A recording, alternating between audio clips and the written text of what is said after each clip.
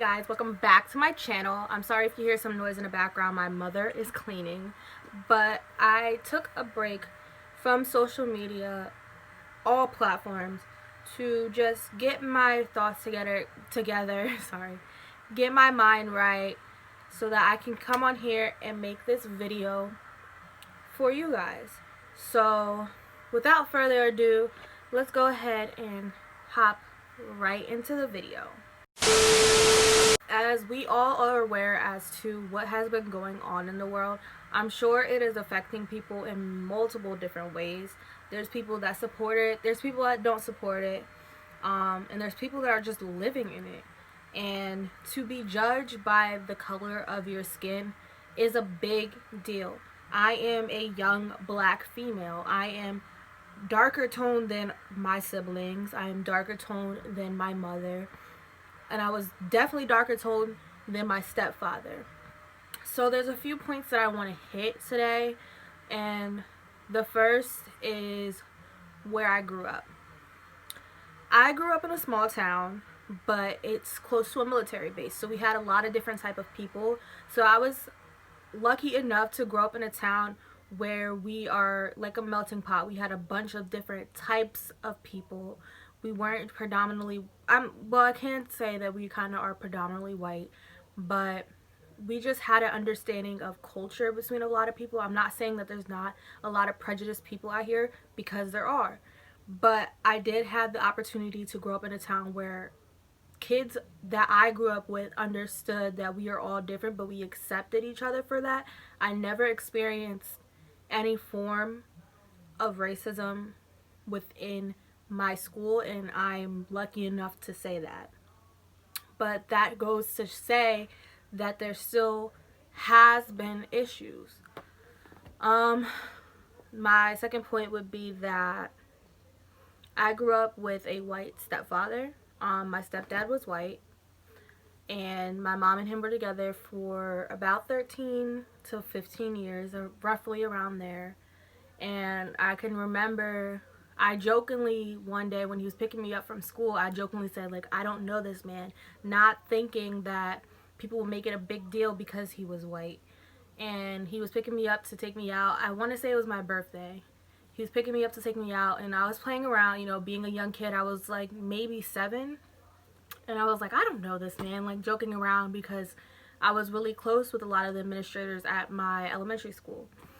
And they all were taken aback, like, who is this man? Why is he picking her up? Not thinking that his skin color was an issue compared to mine. So when they started freaking out about it and they were questioning, like, do I really know him? That's when I was like, oh, like, this is a problem. This is an issue. So that's when I came to terms with, like, yeah, him being white, picking up a black child is a big deal. So that was like my first, like, wake up call, I guess you can say, which is crazy, but that was something that I started to take note of, is that people will judge you for the color of your skin. Then I started getting older, getting into high school. I started working, and you just start to notice, like, little things, like shopping in a store, you have people that are checking for you, or getting on an elevator, you have people that are literally crouched up in a corner because you're walking on the elevator. And then on top of that, because I decided to go natural, it's like people always want to ask if that's your real hair. They want to touch your hair. Like, this is like me with no product in it. Like, these aren't really my curls because I, like, combed it out. But when people see my curls, some people question if I'm truly black. They want to say, like, oh, you're light skinned for a black girl. Like, are you mixed with something? Like, I can't just be African American. I could be mixed with something, but as far as I know, my mom is black, my dad is black, my grandparents are black, I'm black. And people always question if I was mixed with something else. And it's like, it's kind of hurtful to say, like, you can walk around with a lot of people and then, like, it's like my brothers are light skinned, one of my brothers is German and black, and then me and my other brother share the same parents, but he just is lighter skinned. And then people look at me and ask if I was adopted, and it's like, just because I'm darker than them doesn't mean that they're not my siblings. Black comes in all shades. You can come from the same parent and come out looking white. Blacks come in all shades. So that was like another thing that was like offensive to me, is like growing up and I'm getting looked at differently than my siblings because I'm darker than them. I've always been darker than them. Like, I still don't consider myself dark. I consider myself to be brown, like a light brown, but I'm not light skinned. And that's another thing I don't even want to dive into, because colorism within the black community is a big deal. And that's another conversation to have another time. If you haven't seen Red Table Talk with Jada Pinkett Smith and her mom and daughter, where they talk about it a little bit, that's a good video to go watch. It's always on Facebook. Not sponsored. I wish. But that's a good starter to understanding colorism within the black community. Also, like with me working, I worked on a military base for a little while, and to be called the N word by military personnel because their fries weren't crispy enough was like another, like, wow, like people really think like this, like people really look down on us. And that's why I decided to leave that job, is because I felt like people looked down on us because there were so many people of color working in those kitchens. It wasn't a big diverse group of people, it was a lot of people of color. And I just couldn't take that. Like, we are being looked at as workers for you guys, but literally I'm just doing my job. Like, I'm not here to cater to your every single need. I'm not here to cater to you hating on every single little bit of things that we do when I'm just doing my job.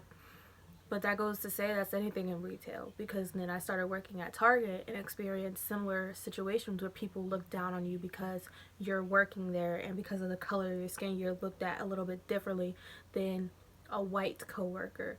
And a lot of times people prefer to ask white coworkers where things are rather than me, even though I know a lot more than a lot of the people that they are asking. And then, like, for people to ask me where something is and then not trust that I know where it is, and then go ask somebody literally 2 feet away from me like I didn't just give them an answer, it's hurtful. And it's something, it's little things that you experience. Or like even me driving my stepdad's car. My stepdad, I drive his car before we got it changed over to out of his name since he's passed. But when he was alive, I would get pulled over a lot, and it was also because he had like certain things where he wasn't allowed to drive. But the fact that it was a black female driving his car raised questions for a lot of officers that I dealt with. And when I had to explain it to them, they wanted proof that he was my stepfather. So I would have to literally pull out a picture to prove to them who he was to me. It's like little things like that that I never realized were a big issue. I just kind of like took it as everyday life, because that's just something that I dealt with, or that people of color dealt with. We don't make it like a big deal, but it is a big deal. We shouldn't be treated differently. We shouldn't be pointed out in a crowd because of the color of our skin. I hang out with I have 3 close friends and a few other close friends. Majority of them are Spanish, but they're a lighter Spanish, and one is Italian. And sometimes I get looked at differently because it's like, oh, who is this black girl hanging out with these lighter tone girls or white people? And it's like, it's kind of hurtful to get looked at differently because of who I hang out with. And I know that my friends love me, but they don't physically see the same things that I see when we're out together. But this just leads up to say that I feel that these protests that are going on are necessary, even though there's many people that don't agree. I'm going to leave links down on how you can support, because as for myself, I can't physically go out and protest and physically do things to support the cause, but I do what I can from home, including using this platform to speak out about it and say how I feel. I've posted on my Twitter, on my Snapchat, on my Instagram, in support of everything, doing what I can, signing protests, getting the word out there for everybody to be able to help out and just make a difference. Like, we're all sick and tired. We're just tired. Like, I'm tired of waking up every day and seeing a news story about a black person who was killed and the case just going under the rug, being swept under the rug like nothing happened. It's hurtful. It's a lot to deal with. And I just hope that you guys see like what it's like to be black in America. Like, you can't physically walk in our shoes, but if you hear us and you stand with us, then support us. Do what you can to support us. Protest if you can. Donate if you can. Sign petitions. Call your local people that are out there, do like literally being your voice for you in when it comes to political reasoning. Like, get out there and do what you can, but also make your voice heard by voting. Voting is such a big deal, and people think like our votes don't count. Every single vote counts. If you don't like who's running, you can literally write in somebody. As long as you are getting your voice heard, every vote counts. So I'm going to leave links down below for all you guys to support and to sign up to vote and all of that. And I just wanted to share my story with you guys. I didn't go in depth about every single thing, but here's a little insight of what it's like to be me being black in America. Thank you guys so much for watching. I will be back on my regular scheduled uploads. I am trying to get content out for you guys as much as I can. I did take 2 weeks off, but I'm back. Trying to balance it out with work and taking a semester of classes for the summer. It's a lot, but I'm doing it. And I hope you guys continue to support me. Please remember to like, comment, and subscribe. Follow me on all my Instagram. Follow me on all my social medias if you wish. My Instagram is Alana Nichelle, Twitter at Alana_Nichelle, Snapchat at ForbiddenXX, and TikTok. I took a break from. I'm not sure how I feel about TikTok yet, but you can still go follow me on there at Alana.Nichelle_. That's a controversial topic. If you want me to talk about that, I will leave it down below. But I will see you guys in my next video. Comment what you want to see below, and I will get that out to you guys. Bye.